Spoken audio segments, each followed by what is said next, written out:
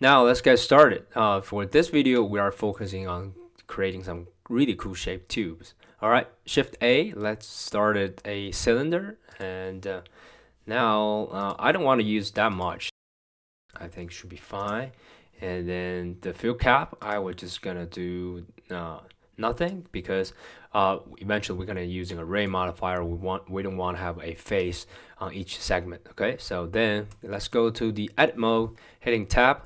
Control R, adding a loop cut, cutting this in half because I'm becoming very lazy, so I'm going to only use a mirror modifier to do the other side. Hit X to delete the vertices and come up here, adding a mirror modifier. Let's do here and making sure you select the Z axis, deselect the X one, and turn on the clipping. Basically, what's happening is I'm going to do anything on the side, the other side is going to do the same thing. Then next, I'm going to Control R, adding another loop cut, but I'm actually going to move this one towards the other end, and then I'm going to using Control B to bevel it. I know it's not a typical bevel, but I'm using this as a small trick, so I can just bevel a small, very small edge on here, and double G you can, and then we can hit G and Z to just move on the top. So basically, what I want to do here, I want to squeeze this loop inside of this tube or cylinder. Hit E and S to kind of shrink it down, and also this time do not click anything. Also making sure you hit the Shift and Z, so making sure you only extruding inside this tube, so which means you don't do any transformation beyond the Z axis, so you are focusing on the axis and the X axis and the Y axis. Okay, so just do that. So that is what you want to do. Okay, so we actually just creating some little bit geometry here. Okay, type it out. So now I can see this is going to be the single unit we want to creating for our pretty cool tube. And then we can even actually go to the extrude mode to make this shorter. GZ, just drag it down here, and you can do a lot of changes. So this is the method number one. We're creating a tube or kind of a curved shape. Then because we're focusing on this look, the front view look, and that we want to having a certain shape and patterns we have, so this is what we want. Okay, so then what we can do here is, because we want to have a pretty cool geometry down here, if I'm adding a mirror subsurface modifier, everything is going to become too smooth. If you like this shape, that's fine, but I want to have a little bit sharper edge on this cool edges, so I would definitely need some bevel. So what I would need to do next is I'm going to go to the number 2 edge selection mode. I'm going to select these edges. I'm going to hit Shift click, and then I'm going to continue come down here, Alt, holding Alt and Shift click, adding some loops. Alright, so these are the loops that I want to do bevel, which means I want to maintain the sharpness of these. Control B to bevel it, and then I'm going to do 2 segment, and just a small bevel should be fine because I want to make it sure it's pretty sharp. And then this time I don't want to make this really sharp. Usually I drag all the way to 1, but this time I think 0.5 should be fine. Just give it a little bit smoother on that. And then you don't have to do anything for this to change things, because these are just 2 loop cuts, so where it should be fine. And then type it out, and then we can enable the subsurface modifier. So now you can see if I'm going to shape smooth, yeah, it looks pretty decent, right?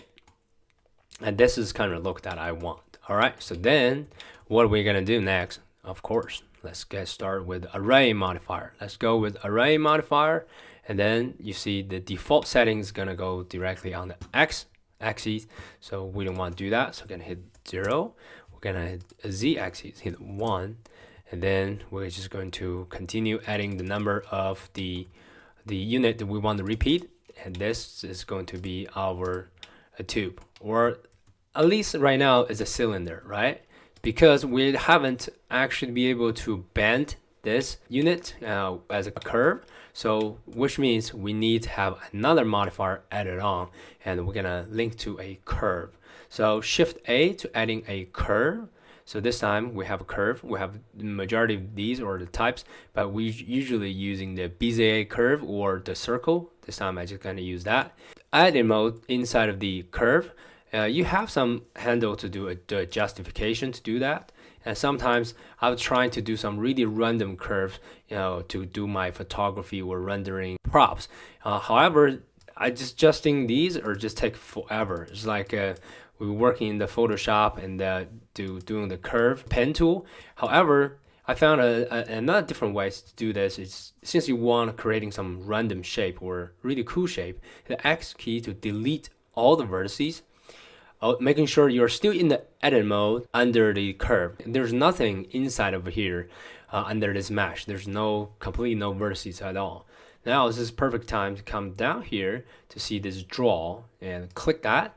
And then now you see that your 3D cursors become a pencil. So you can actually just draw a curve, and then it's actually going to smooth it out. You can change some pentameters and to make everything looks much better, or you can just right click, tab it out, and to do some justification on the curve. Okay, so you can certainly do so, right? So this is, I think this is a pretty decent curve, and I just want to use this. Next, there will be the tricky part we're gonna start working with.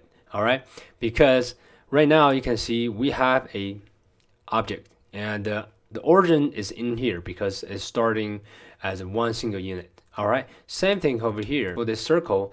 The origin is right here, and you see the orange spot right there. So we want to making sure all these two origins are overlapped or in the same exactly location. So what we need to do next is I'm going to adjusting this curve and hit GX to kind of come down here, and GZ drag down here, and then I'm going to relatively okay position to making sure this is the place I want to start my curve. So I'm going to move here. Next, I'm going to click this, right click, and set origin to 3D cursor. You see that the orange spot or the origin of this curve is snapped to here. Same thing over here. I'm going to actually wanting this tube starting from here all the way following this curve. So there's some spacing over here. So I'm going to hit G and Z, just drag it up all the way here, and then go to the edit mode, tab it out. And because I don't have any geometries over here, that's why I wouldn't be able to access to here. So but so far it's all good because I'm snapping to this grid and almost very close to what we want. So basically I'm just going to simply apply the mirror modifier because I'm already making sure that I'm going to use this shape. So that's all good. Because we already applied the mirror modifier, when I'm changing the origin of this thing, it's not going to affect anything. So right click, set origin to 3D cursor. So it snap in here. So basically, watch. So we'll select this cylinder. The origin is right there. And when I come back, it's in here. And if I'm snap the curve, you see the origin is also here. So now these two are completely overlapped, the origin. Our next step is to apply the curve modifier onto this tube. So let's go with the curve modifier. You see the curve object, I'm just going to select this and to select the curve we want. However, the things didn't go through that much. I thought we can go through here like a tube. The reason is the deform axis is not correct. So I'm going to change this to Z axis. So you can see we have that. And you may say, well, Wenbo, this is not long enough. So what you can do, basically we can just bump up the number on the array modifier. So we can just having that, right?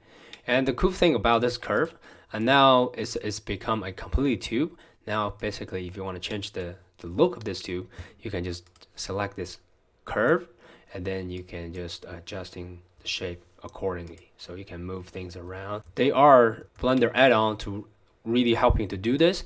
But however, the main purpose of the practicing this small modeling is just getting you used to it, to understanding the fundamental why or how this curve is actually built. And all the add-ons that are out there available online, you can purchase either free or pay. It's all built on the basic function of Blender. It's capable to do so, but having add-on is actually save you a lot of steps to setting up this properly, save you a lot of time to do this. It actually make the user experience much better, more efficient when you're building the model. But for the purpose of this particular video series, I just want to show you why we're doing this and how this curve has been built. All right. So this is one type of the stuff that we can certainly do. Is we're focusing on the front view, right? We want to make sure we have the shape in this and having some geometries get in there. And the next examples I want to show you quickly. So to focusing on the shape of the top view. So what I would do, Shift A, I'm going to adding a circle, and this time I'm gonna stay with number 8 and the smallest number. And the field type, I'm just gonna do nothing because I'm just only going to use the geometries for this one. If we go to edit mode, this is what we want. G and Y, just grab it on the over here, holding Control key to snap over here. Right now we're in the top view, so this is our new main focus, making sure the top view shape has been properly created. Because I was earlier as in the edit mode, when I'm moving things around here, the origin of this circle remained the same. So right now the origin is still in here in the 3D cursor. Shift D to duplicate it, hit R key to rotate it while holding Control key and 120 degrees. And Shift D one more time, hit the R key to rotate 120 degrees one more time. And then I'm going to join these 3 circles together. Control J to join them together, become one single mesh. Now I'm going to just do some modification to join these vertices. I'm going to select these 2, hit the F key to fill it, and these 2, hit the F key to fill it. These 2, F key to fill it, and then I'm going to delete these vertices. Hit X to delete the vertices. So as you can see here, this is absolutely ungone. However, next thing we're going to do is we're going to use a screw modifier to actually using this as the shape to creating really cool geometry. So coming in here, we're going to do a screw modifier. So I can have that. As you can see here, now it's a total mass. But what we can do here, we actually can just come up with there and to getting the length of the screw. So once we still doing this, making sure you select the Z-axis, so you actually can have the pretty cool shapes coming out.